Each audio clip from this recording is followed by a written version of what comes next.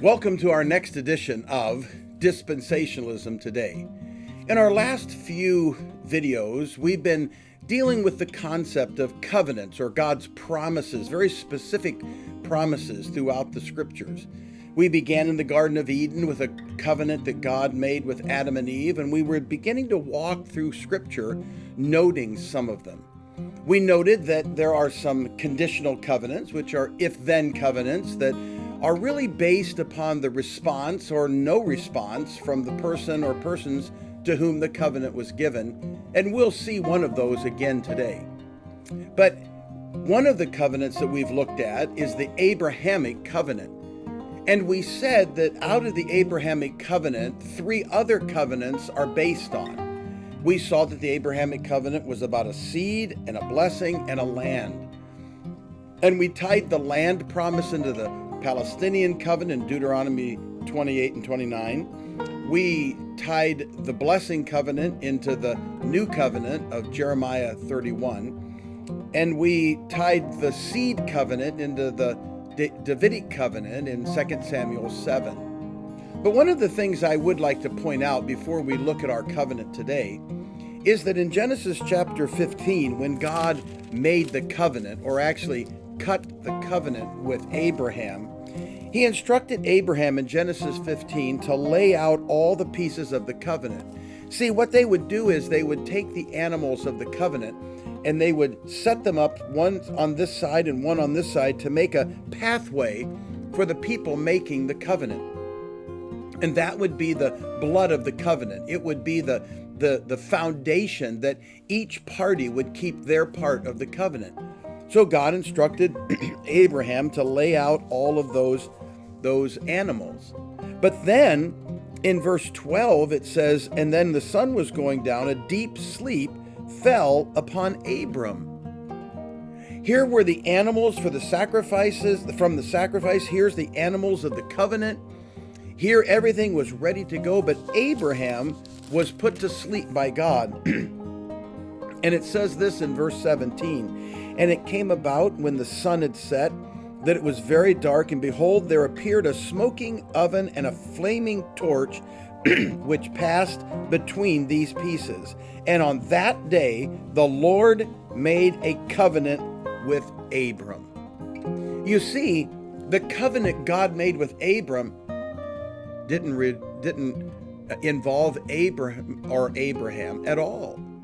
It was only God who passed through the covenant. What that signified was, it was the signification that only God was responsible to keep the promises. That's what you would do if you made a covenant, a promise with someone, and it only related to you and your word. You would lay out the animals of that covenant, of the sacrifice, and you would walk through those animals and say to the person, "I'm responsible for the fulfillment of these promises."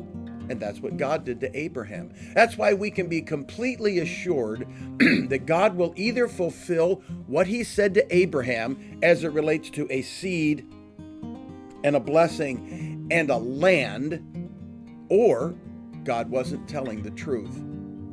But today I want us to come to if there was any covenant in the Old Testament that most people are familiar with, it's the Mosaic covenant. We call it the law. There are all kinds of names that the Bible refers to it. And for us, a lot of times we'll just talk about it as the law. And when God gave the law to Moses, the 10 commandments and the 613 commandments all total, someone counted them, he made a promise and a covenant with the people of Israel. We can read about it beginning in Exodus chapter 19. And in this particular covenant, God made many if-then statements. See, the Mosaic covenant was very assuredly an if-then covenant. If you'll do this, then I'll do that. In fact, in much of the covenant, in the covenant of the law or in the Mosaic covenant, what we find is God would say, if you do this in obedience, then I'll send these blessings. But if you do this in disobedience, I'll send these curses. And actually, if you follow those blessings and curses, which were recited on Mount Gerizim and Mount Ebal when the children of Israel made it into the promised land, if you'll read through those, you'll be able to understand your Old Testament a whole lot better. Because often throughout the history of Israel, when they disobeyed, for instance, no more rain. That was one of the curses. And so the drought conditions were just simply an outgrowing, they were simply a working out of the Mosaic covenant. Now, the Mosaic covenant has many parts to it, and it's not our intention this morning to try to look at them all. I just want you to remember that there are two major aspects to the Mosaic law. One was what we consider the moral aspects of the law, the Ten Commandments, as it were. And then there were a lot of practical aspects. I mean, what sacrifice to take when, and what foods to eat and not to eat. And actually, if you read the books of Exodus and Leviticus and Numbers, for instance, and Deuteronomy, you can find some really practical areas that the Mosaic law covers. But the issue became for the nation of Israel, they continued to disobey the covenant.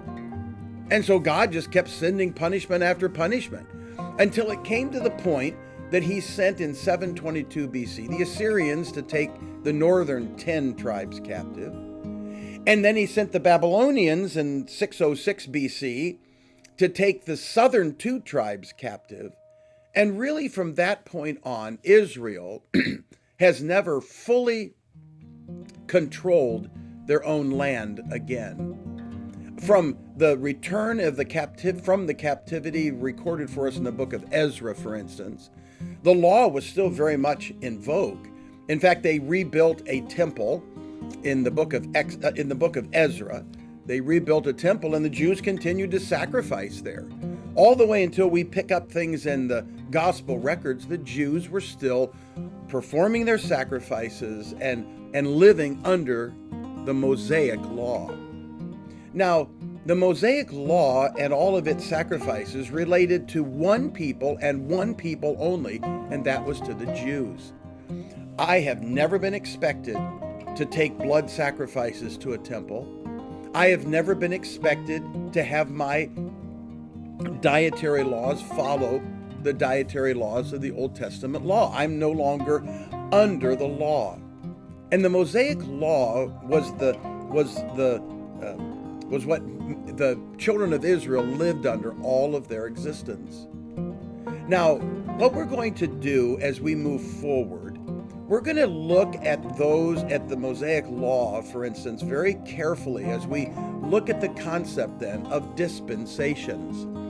Because we're going to ask ourselves and answer the question, am I under these other covenants? Am I living under these particular laws, whether that was the Edenic covenant or the Adamic covenant, and so on? And what we're going to find is that if we can keep some clear distinctions, and if we can understand the purpose of these periods of time, as it were, all throughout the scripture, I think we'll get a better handle and a better understanding of how the church is distinct from Israel and how God will keep his promises to Israel and to the church, but they're different promises. So those are just some very quick thoughts about these covenants that we find throughout the scriptures. And what we're going to do as we move forward in our series, we're going to take time to now relate these covenants to 7 time frames or 7 dispensations, and how they are connected very clearly. So I hope you'll join me in our future episodes of Dispensationalism Today as we take what we've learned about the covenants and relate it to dispensations and seek to understand how you and I can better understand God's Word. Thanks for joining me today on Dispensationalism Today.